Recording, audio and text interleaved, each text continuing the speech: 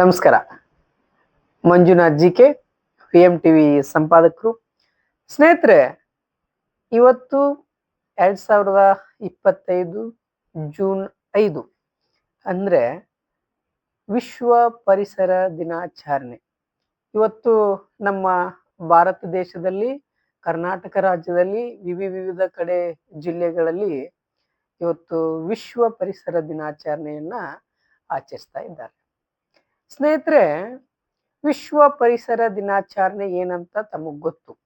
ಪರಿಸರ ಅಂದ್ರೆ ಏನಂತ ಗೊತ್ತು.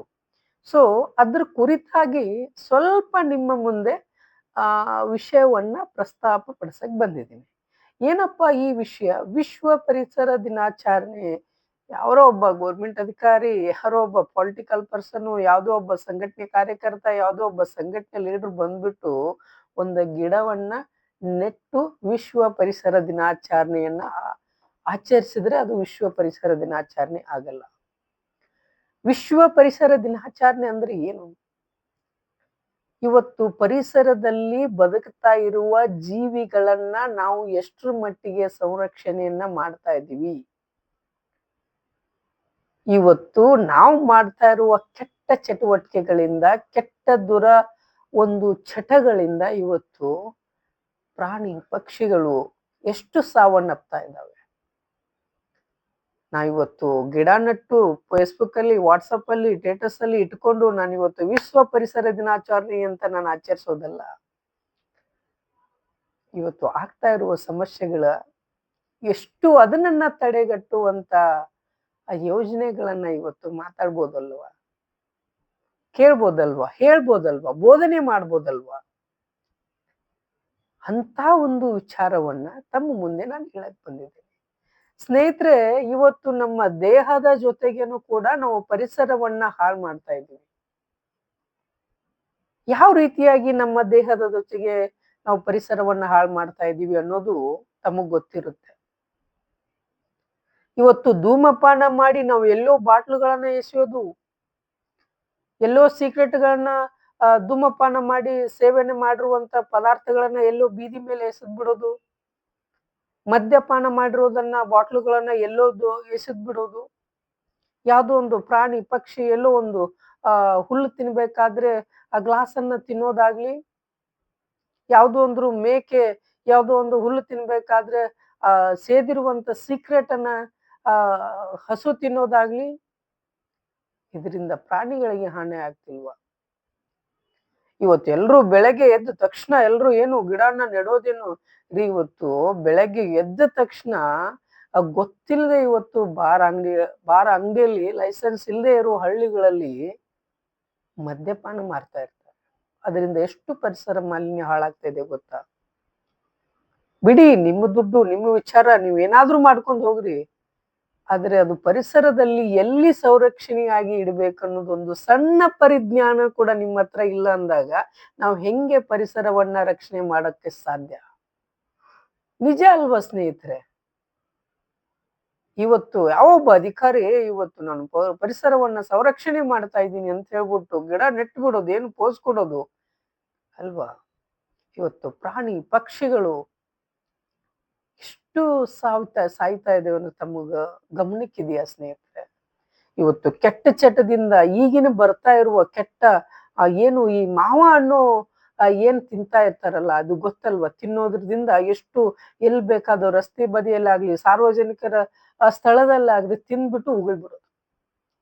ಇದು ಈಗ ಯಾರ ಅಧಿಕಾರಿಗಳು ಎಲ್ರು ಅಂತ ಹೇಳ್ತಲ್ಲ, ಯಾವನೋ ಒಬ್ಬ ಅಧಿಕಾರಿ ಅವನೇ ಇವತ್ತು ಏನು ಗಿಡ ನೆಡೋದು, ಹೋಗಿ ಓಕೆ ನಮ್ಮ ಪರಿಸರ ಅವನೇ ಬಂದ್ಬಿಟ್ಟು ಒಂದ್ ಅರ್ಧ ಗಂಟೆ ಒಂದ್ ತಾಸಲ್ಲಿ ಬಂದ್ಬಿಟ್ಟು ತಿಂದ್ಬಿಟ್ಟು ಅವನೇ ಉಗುಳ್ಬಿಡೋದು, ಅದೇ ಗಿಡದ ಮೇಲೆ ಅವನೇ ಉಗುಳೋದು. ಅಂತ ಪರಿಸ್ಥಿತಿ ನಿರ್ಮಾಣ ಆಗಿದೆ ಸ್ನೇಹಿತರೆ. ಇದಕ್ಕೆ ಪರಿಸರ ದಿನಾಚರಣೆ ಅಂತ ಆಚರಣೆ ಮಾಡಕ್ ನೀವು ನಿಜವಾಗ್ಲೂ ಯೋಗ್ಯತೆ ಇದೆಯಾ? ನಿಮ್ಗೆ ಯೋಗ್ಯತೆ ಇದೆಯಾ? ನೀವು ಎದೆ ತಟ್ಕೊಂಡು ಹೇಳಿ ನೋಡೋಣ, ನಾನು ಪರಿಸರ ದಿನಾಚರಣೆಯನ್ನು ಅಚ್ಚುಕಟ್ಟಾಗಿ ನಾನು ಆಚರಿಸ್ತಾ ಇದ್ದೀನಿ, ನನ್ನ ಪರಿಸರವನ್ನ ಉಳಿಸ್ತೀನಿ ಅಂತ ಹೇಳಕ್ಕಾಗತ್ತ ನಿಮ್ ಕಡೆಯಿಂದ? ನೀವು ಬದಲಾಗಿ ಇನ್ನೊಬ್ಬರಿಗೆ ಬದಲಾದ್ಮೇಲೆ ನೀವು ಸ್ಟೇಟಸ್ಗಳಿಡ್ರಿ, ನೀವು ಬುದ್ಧಿ ಮಾತು ಹೇಳಿ. ನೀವೇ ಈ ರೀತಿ ಮಾಡ್ತಾ ಇದ್ರೆ ಪರಿಸರವನ್ನ ಹೇಗೆ ಉಳ್ಸಕ್ಕಾಗತ್ರಿ ಸ್ವಾಮಿ? ಪರಿಸರವನ್ನ ನಾವು ಹೇಗೆ ಕಾಪಾಡಕ್ಕಾಗತ್ತೆ?